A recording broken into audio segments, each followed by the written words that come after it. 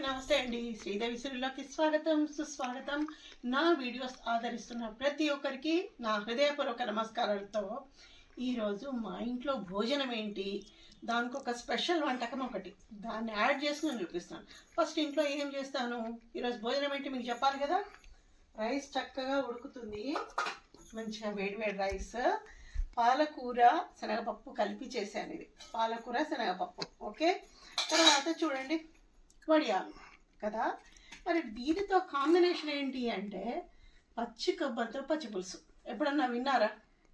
ఎంత బాగుంటుంది. ఒక్కసారి నన్ను నమ్మి మీరు ఇట్లా చేసుకోండి. ఇలాంటి ఫుడ్ అంటే మంచి డెలిషియస్ ఫుడ్ అనమాట ఇలాంటివన్నీ. ఎందుకంటే మనం తీసుకున్న ఆహారాన్ని బట్టి మన ఆలోచనలు కూడా ఉంటాయని చెప్పేసి మనకు శాస్త్రం చెప్తుంది. సో ఇట్లా మనం ఏం చేద్దాం, ఫస్ట్ దీనికి కావాల్సిన పచ్చి కొబ్బరితో పచ్చి పులుసు కావాల్సిన పదార్థాలు నేను మీకు చెప్తున్నాను. చాలా లేత కొబ్బరి ఉంటే సూపర్ అండి. ఒకవేళ లేత కొబ్బరి లేకుంటే కొంచెం ముదిరిందైనా పర్వాలేదు. చిన్న చిప్ప, ఎందుకంటే నేను ఈ గిన్నెడు మాత్రమే చేస్తున్నాను. నేను చిన్న కొబ్బరి చిప్ప లేతది తీసుకున్నాను, ఉంది లేతది. తర్వాత ఒక పెద్ద ఉల్లిపాయలు చాలా చక్కగా దండిగా కట్ చేసి పెట్టేసుకున్నాను నేను, చూడండి ఇది.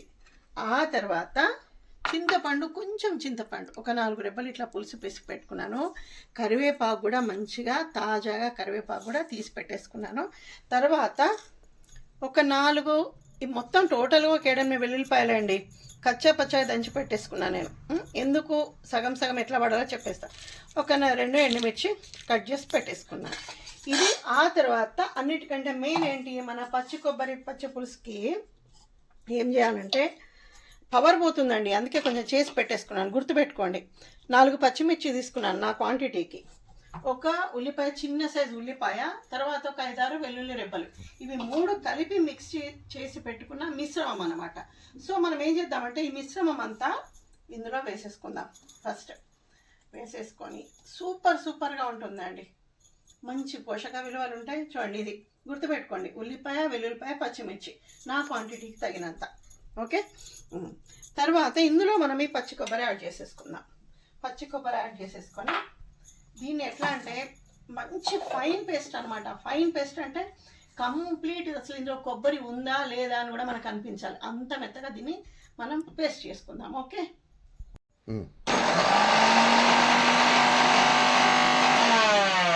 ఇప్పుడు మనం ఫైన్ పేస్ట్ అన్నాం కదా, చూడండి అసలు లేత కొబ్బరి కాబట్టి ఇంత మెత్తగా అయిపోయింది. కొంచెం ముదురు కొబ్బరి అయితే ఇంకాస్త, కాకపోతే ఇందులో మనం ఏం చేద్దామంటే ఇంకా కొంచెం వాటర్ పట్టుకొని మళ్ళీ మిక్స్ చేసి నేను మళ్ళీ మీకు చూపించేస్తాను.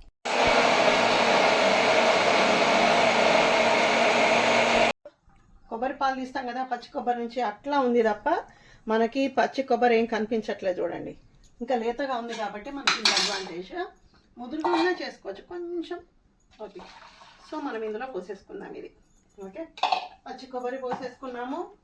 తర్వాత ఇందులో మనం ఏం చేయాలి అంటే ఈ చింతపండు కొంచెమే, చూడండి ఇంత పండు చింతపండు 4 రెబ్బలు, ఇది మనం ఇందులో పోసేసుకుందాం. దీనికి ఒకలాంటి సూపర్ టేస్ట్ రావడానికి అనమాట. ఓకే, పోసేసుకొని ఆ తర్వాత ఇందులో మనము ఇది ఏదైతే పేస్ట్ చేసి పెట్టేసుకున్నామో, ఏంటి పచ్చిమిర్చి ఉల్లిపాయ వెల్లుల్లిపాయ కలిపి వేసిన పేస్ట్ ఇందులో పెట్టేసుకుందాం.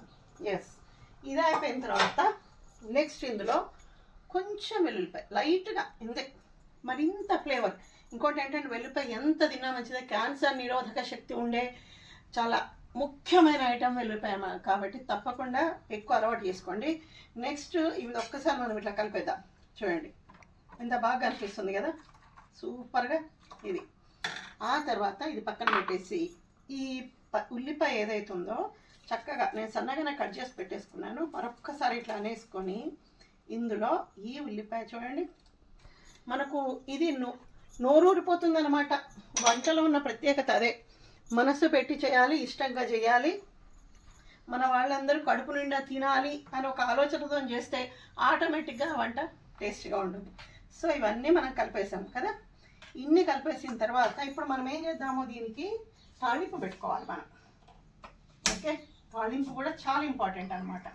ఇది పెట్టి ఆల్రెడీ ఇందులో పాలకూర పప్పుకి పోపు పెట్టాను నేను, తాళింపు మళ్ళీ వేరే మూకుడు ఎందుకని చెప్పేసి ఇదే తీసుకున్నాను.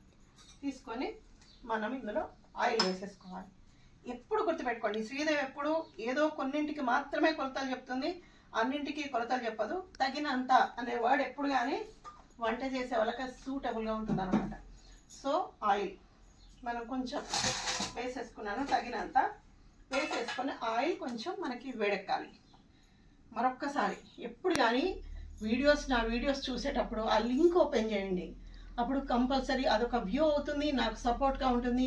నేను ఇన్ని వీడియోస్ చేయాలి ఇంకా ఫ్యూచర్లో, చాలా చాలా అంటే డివోషనల్గా కానివ్వండి, వంటలు కానివ్వండి, మంచి ఆటలు, మంచి మాటలు ఎన్నో చూపించాలన్న ఉత్సాహం నాకు చాలా ఉంది. నా పిల్లలకు కూడా ఈ వీడియో ద్వారా ఒక చిన్న మెసేజ్ ఇస్తున్నాను, రిక్వెస్ట్ కూడా ఇస్తున్నాను. తప్పకుండా మీరు చూడండి, మీ ఫ్రెండ్స్కి షేర్ చేయండి, నాకు అది చాలా చాలా సపోర్ట్గా ఉంటుంది కదా. సో మనకు ఆయిల్ కూడా వేడెక్కింది.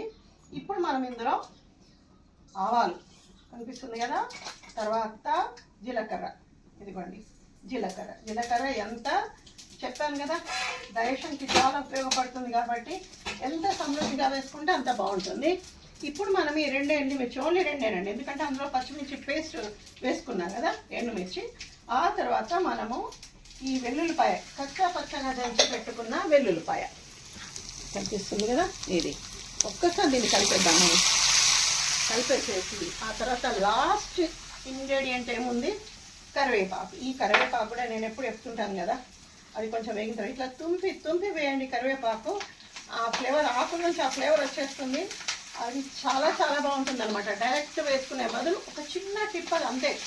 జస్ట్ ఇది కూడా కరివేపాకు కొంచెం వేగిపోవాలి. ఈ కరివేపాకు కాస్త మరీ రిక్వెస్ట్ చేస్తున్నారండి, బోర్గా ఫీల్ కావద్దు. చాలా షార్ట్గానే వేసేస్తున్నాను లాంగ్ వీడియోస్ కూడా, ఎందుకంటే అన్నీ కట్ చేసినప్పుడు చూపించడం ఇంకా టైం వేస్ట్ అని చెప్పేసి. సో తప్పకుండా ఆదరించండి. ఇప్పుడు మనకి తాలింపు కూడా అయిపోయింది, స్టవ్ ఆఫ్ చేసేస్తున్నాను. ఇంకోటి ఏంటంటే ఇందులో పసుపు అవసరం లేదండి. స్టవ్ ఆఫ్ చేసేసి ఈ తాలింపుని ఇందులో మిక్స్ చేసేస్తున్నా.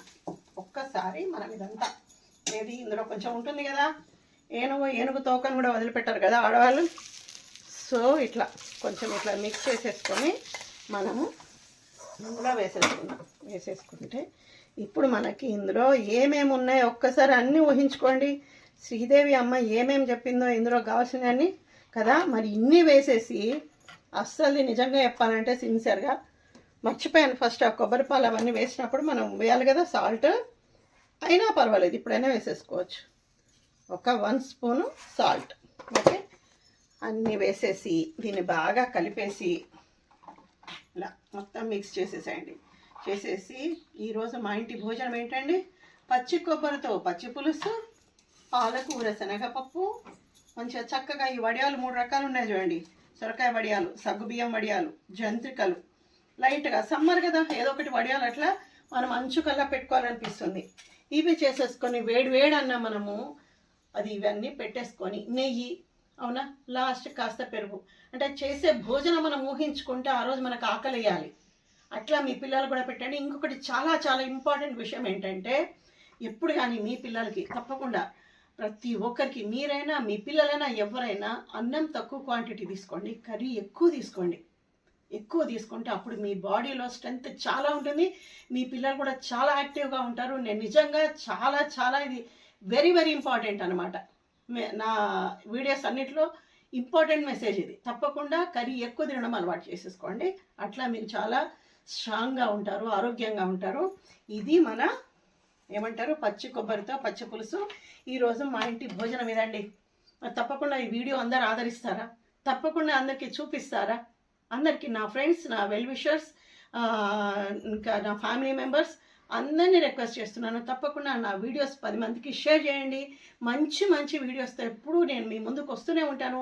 అంతవరకు నమస్తే.